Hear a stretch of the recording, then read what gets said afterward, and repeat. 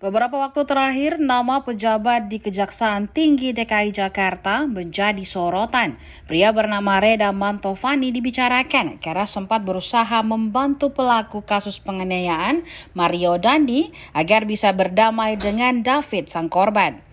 Reda memberikan penawaran supaya kasus ini berakhir dengan restoratif justice.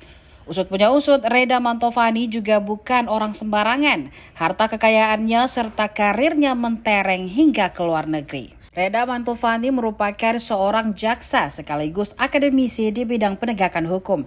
Pria kelahiran 20 Juni 1969 itu mulai pendidikannya di Fakultas Hukum Universitas Pancasila dan lulus pada tahun 1992. Kemudian melanjutkan pendidikan S2 di Perancis pada tahun 2021 hingga 2022. Untuk memperdalam bidang keilmuannya, Reda Mantovani melanjutkan pendidikannya untuk kemudian mendapatkan gelar S3 di Fakultas Hukum Universitas Indonesia.